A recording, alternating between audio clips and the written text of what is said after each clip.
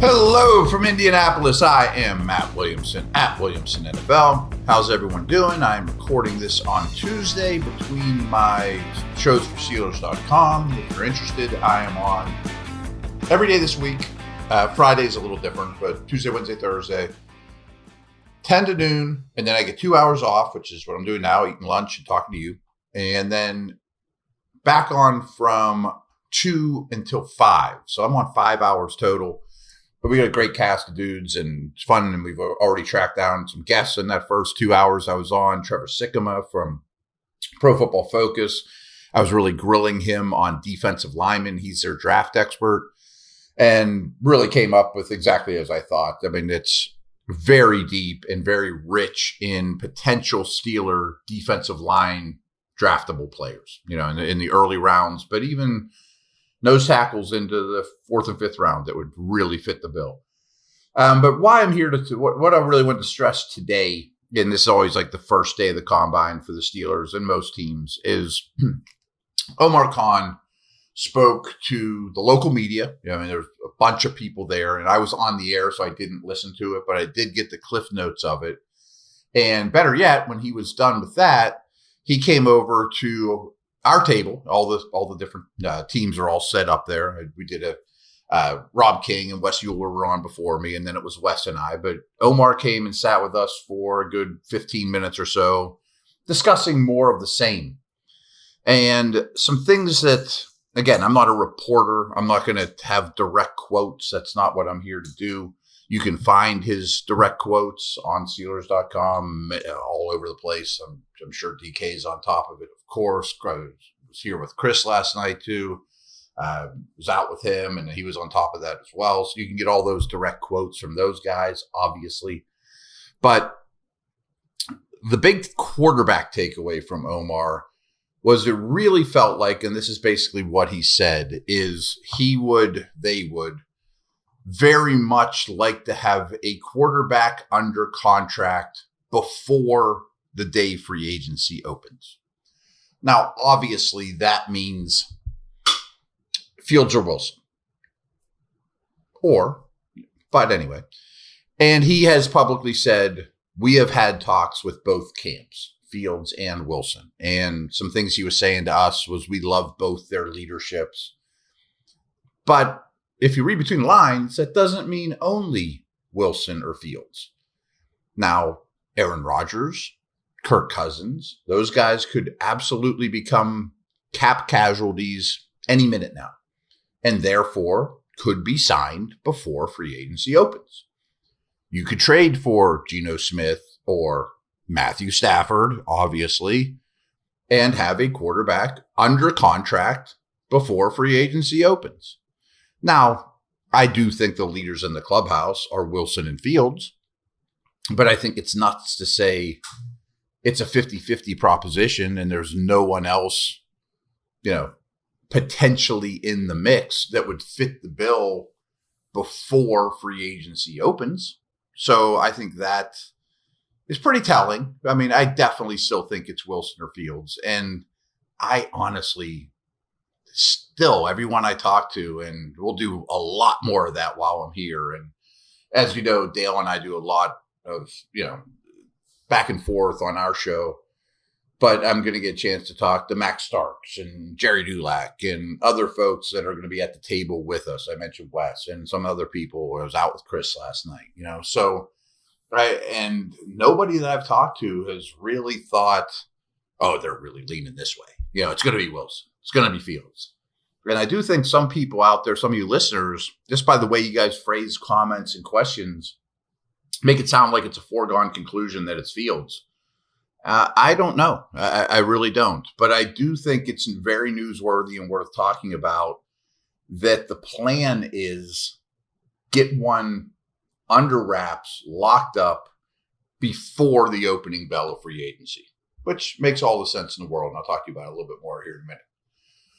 BetOnline is the world's most trusted betting platform and your number one source for online betting in 2025. Whether you're a seasoned fan or a first-time bettor, BetOnline is your ultimate game day companion with the largest selection of odds on everything from NBA to college basketball to the NHL to UFC.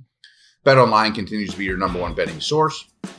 From every three-pointer to hat trick, BetOnline has you covered with odds, stats, and more for every game, every play, and every win. BetOnline, the game starts here.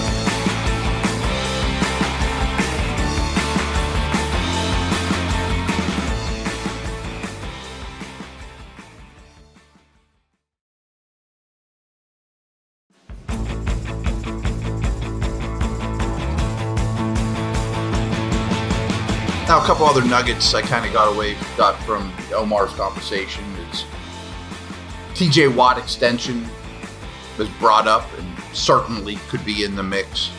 That I think that's something for more of a training camp conversation, but no shock there. I mean, I had asked him directly, and I found this interesting, how much college scouting had changed with all the money these guys have, all the transfers, especially at the quarterback position.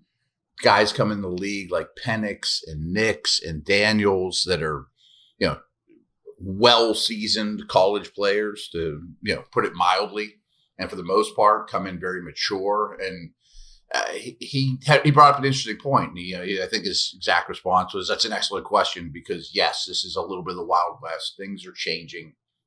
But one thing he mentioned is, if you guys don't understand the draft timeline, when this breaks, the combine breaks, the scouts, Omar, Andy Weidel, even Mike Tomlin, are going to be hitting pro days. So, but the thing I hadn't really thought of, or hadn't really delved into, is, let's say last year you're at Auburn's pro day. Well, Bo Nix hasn't played for Auburn for a couple of years. He's an Oregon Duck, and he's coming out in this class. But you better ask about Bo Nix at Auburn's pro day as well as Oregon's pro day. You know what I mean? Like, there's a lot more people that you can bring up and be like, what did Nix struggle with here? And I'm just using him as an example because there's Tyler Shuck this year. I mean, every year there's going to be quarterbacks. Cam Ward was a transfer to Miami. In other positions, it's useful too, but quarterbacks more so. But I do think, it makes it harder in some ways, but it also is more resources to talk to. I mean, like, the people at School One might be saying, as a 19-year-old kid, this was just a little too big for him. He wasn't quite mature enough. Where at the next school, they're like, he came in and said no problem at all adjusting and leading, et cetera, et cetera. So I found that interesting. And then the last thing of note, and I don't think he let this slip by accident, but I almost think his direct words, and again, you can check out the quotes elsewhere, but I think he said exactly, after we've assigned a free agent wide receiver, and I think Mr. Rooney said something along the lines too, that there's going to be changes in the wide receiver room. So that seems like about the worst kept secret in the league, is they're going to, or around the team, that they are going to sign a veteran wide receiver. Now, this wide receiver crop isn't very good. It'd be great if it was 3 years ago, Keenan Allen, Diggs, Hopkins, etc. But that doesn't mean you can only fish in that pond too.